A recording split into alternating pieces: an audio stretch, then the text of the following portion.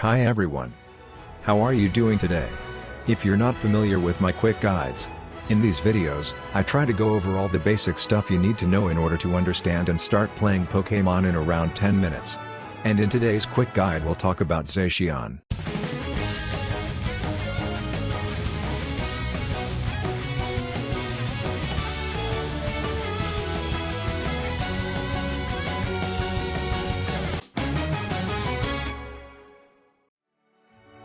Zacian is definitely one of the strongest Pokemons inside Unite. With amazing mobility and unmatched damage, she can single-handedly decide teamfights. But how well you'll do with this Pokemon is up to your ability to manage your EOS energy to maximize your damage output and survivability throughout the match. Zacian is the Pokemon with the highest stats at level 1 and the only one with a natural critical hit chance at level 2, making her scary since the first second of the match.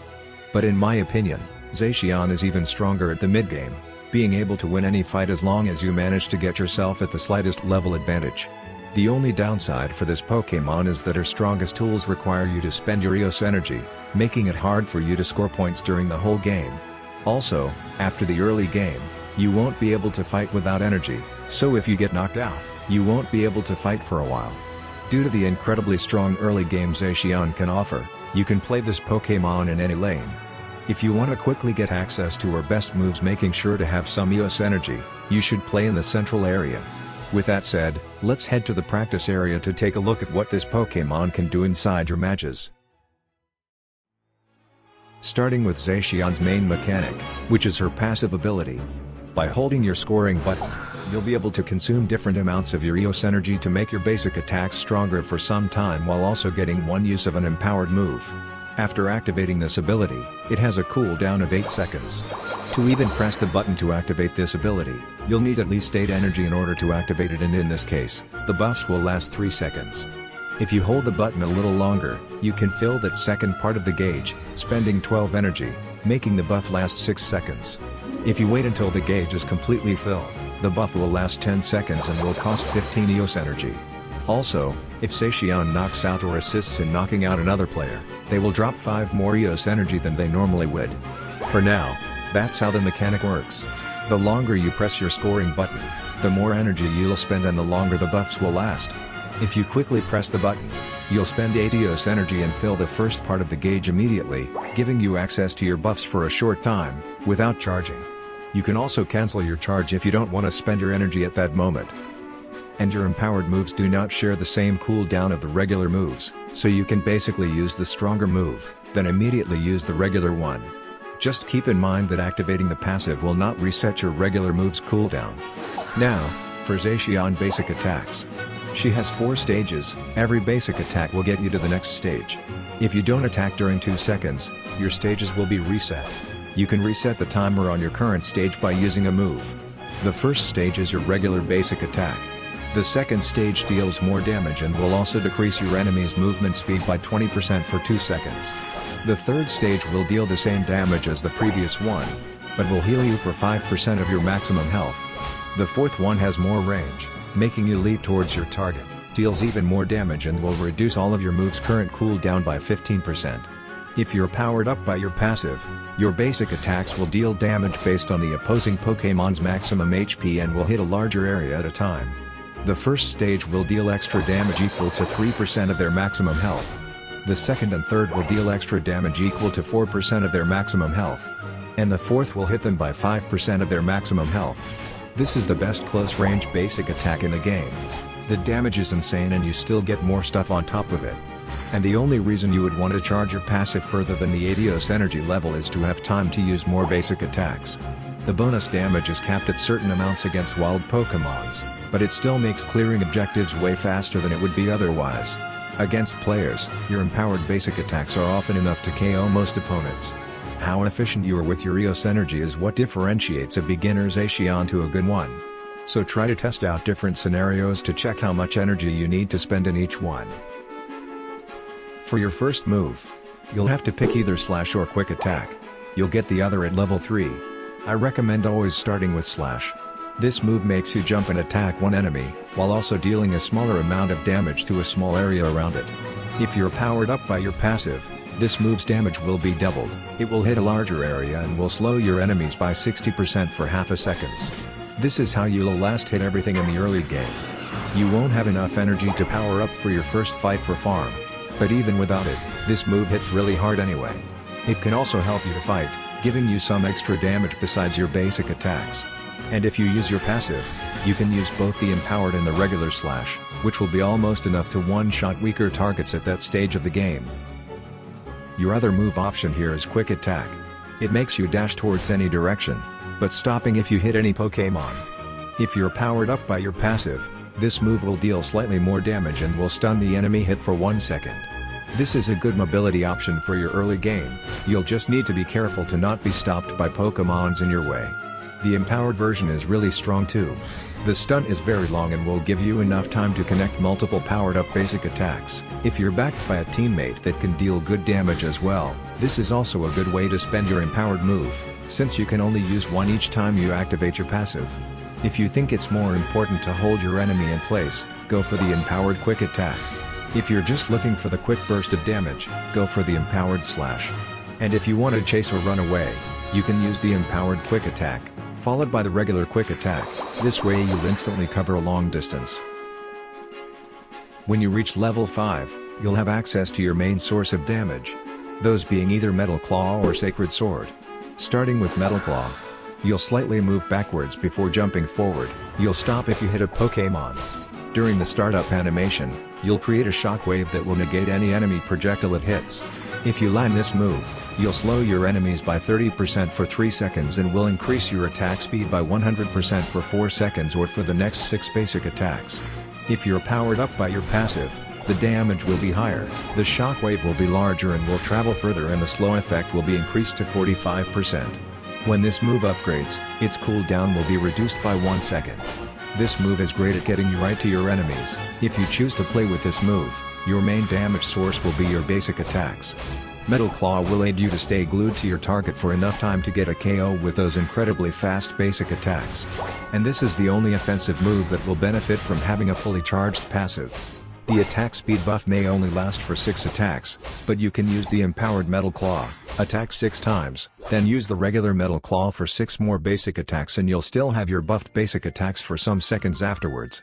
I highly recommend using this move against teams that you would normally have trouble staying close to your enemies. The shockwave is really good as well, but it's not that easy to use. It's really strong at countering slow or telegraphed projectiles. Your other move option in this slot is Sacred Sword. You'll become unstoppable and receive 50% while you create a circle around your current position that deals damage and slows enemies by 30% for 3 seconds. After some time, you'll deal damage once again inside that circle, but this time your enemies will also be stunned by 0.2 seconds. If you hit this last part of the move, your attack will be increased by 20% and your damage will ignore 15% of your target's defense. If you're powered up by your passive, it will deal more damage, the circle will be larger and the time before the final slashes will be shortened. When this move upgrades, the time before the final slashes will be shortened to 1.2 seconds and around half a second for the empowered Sacred Sword. Both moves receive their upgrades at level 11. So, Sacred Sword is probably the move you'll mostly see on Zacian. Not because Metal Claw is bad, but because of the potential burst damage you have from using 2 Sacred Swords in a row. If you use your powered up Sacred Sword followed by the regular one, alongside some basic attacks, you'll have enough damage to remove everyone you hit from the fight almost instantly. If you're having trouble hitting your Sacred Sword before getting to level 11, try getting on top of the enemy you want to hit, so they can't run away that easily. And if you're going to use your double Sacred Swords, it's way easier to hit them if you start with the empowered one, since you'll get the slashes and the stun earlier. The problem with this move is that you need to get really close in order to use this one. So against very mobile opponents, your best bet is to hit them with the powered up move or to just rely on your strong basic attacks. Also, since this attack comes out from the ground, you can use the battle item Shedinja Doll after creating the circles and will still get the follow-up slashes. When you reach level 7, you'll have to pick your new move. This will be your movement option going forward. Your options here are either agility or play rough. Agility is a dash that doesn't deal damage, but it also increases your movement speed by 30%. It will slowly decrease to a minimum of 7.5% after 3 seconds. Dealing or receiving damage will increase the duration of this effect by 1 second up to 6 seconds. This increase will bypass the movement speed decay. If you're powered up by your passive, you'll also shield based on your maximum HP for 3 seconds. When this move upgrades, the movement speed will be increased to 40%. Agility is your best option to help you move around. Even if you don't hit anything while this move is active, you'll still be able to walk faster for a good amount of time. But not only that, this is also your best option to keep you alive. If you're not able to end the fight immediately with your other moves, your best option is to go for the powered up agility to get the shield, so you can stay alive to keep fighting, while allowing you to easily get close to your enemies. You can also use it to escape a bad situation. Zacian is not only really good at fighting, she's also really hard to catch due to this move. And once again, you can use the empowered agility followed by the regular one to quickly run to another spot. Your other move option here, play rough. You'll dash to any direction, hitting the first Pokemon you hit and landing close to it. The enemy hit will be stunned for 0.7 seconds and will receive damage, as well as everyone close to it, while also reducing the damage you receive from everyone hit by this move for 3 seconds. If you're powered up by your passive, play rough will deal more damage, your dash will be longer and you'll hit everyone along the way, no longer being stopped on the first enemy. When this move upgrades, the stun duration will be increased to 1 second. This is not as strong of a movement option as agility, but the stun gives you some utility as well. It helps you a lot with your sacred sword and allows you to get some free basic attacks. The only problem here is that you need the powered up version if you're fighting multiple opponents. The same goes for when you're running away. If there's someone on your way, you'll need the empowered play rough. But overall, this move is great at starting fights, especially against one single opponent. And don't forget that this one reduces the damage you take from that target as well. It's not as straightforward as the shield you get from agility, but will help you survive anyway. And finally, for Zacian's Unite move. With 112 seconds of cooldown, you'll charge a meter while consuming your Eos energy. To fill one of the 3 parts of the gauge you'll need 10 energy, so you can spend up to 30 with this move. You'll move 10% slower, will be unstoppable and will be unable to change this move's direction once you start charging. When you release your attack, the damage will be based on how much energy you spent. If you used more than 20 Eos energy, this move will be empowered, giving it more range and a damage bonus to enemies that still have their Unite moves buffs active. If you overcharge for too long, press the button too quickly or manually cancel the move, you'll cancel the Unite, costing 30% of its charge. The buffs you get from this Unite move are 30% increased movement speed, 30% cooldown reduction and a shield equal to 20% of your maximum health. When this move is cancelled, you'll only get the shield. Zacian's Unite move is one of the strongest last hits in the game. Since you'll be unstoppable while charging, the only way to stop you from stealing objectives is a Slowbro's Unite move. You don't even need to charge it a lot most of the time. And if you just want to finish off some opponents, you can quickly charge it a little bit to use your Unite as fast as possible, giving you an extra burst of damage that may surprise your enemies. If you're in a tough spot, you can even tap your Unite move to cancel it, so you can get the shield for some extra survivability. I have only one issue with this move, and that is its aiming. You just can't aim it at all. Once you start charging, you'll face the direction you're looking at, unless there's any Pokemon close to you. And in this case, it will use your auto-aim settings and look towards the target instead. So be careful with these kinds of interactions. If you think you may start charging to the opposite side you want to, get some distance of possible priority targets for your auto-aim. You can see your auto-aim settings on the game settings. And that's all Zacian can do inside your game. Now let's take a look at what you can do to build this Pokemon to better fit your playstyle. First, for some battle item options. My recommendations here are: Eject button, to quickly reposition. This is especially useful with Sacred Sword. Full heal, so you can't be interrupted while fighting. And lastly, you can play Shedinja Doll so you can evade moves or just wait for your cooldowns. Next, for some good held item options for you to choose. Starting with the best one. Rusted Sword is a must-pick for Zacian, it's just too broken to not use. Always run this item. Just to be clear, I'm joking, this item does nothing, it just keeps you from having your 3 item slots, to compensate for Zacian's strength. One of my favorite items here is the Razor Claw, that will give you extra damage after using both your regular and empowered moves. So you'll trigger this one a lot. Scope Lens will also give you a good amount of extra damage on your critical hits, making your basic attacks stronger.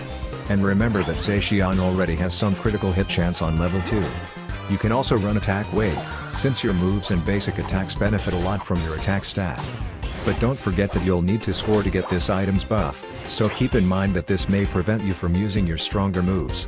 It's tricky to use, but can work well. Muscle Band is a solid option, since you'll basic attack a lot. Weakness Policy will significantly increase your damage after taking a couple of hits. If you're just one-shotting everyone out of nowhere, this item will not be that great for you. Energy Amplifier will make your Unite move deal more damage and recharge faster, making secures even easier. Focus Band is the best item you can use here for some extra survivability. And in my opinion, Buddy Barrier is slightly weaker than Focus Band for this Pokémon. Rapid Fire Scarf can also be used if you're looking to get some extra attack speed. It's good, but there are better options for your 2 held item slots. Eos Cookie is a stacking item that gives a little more health.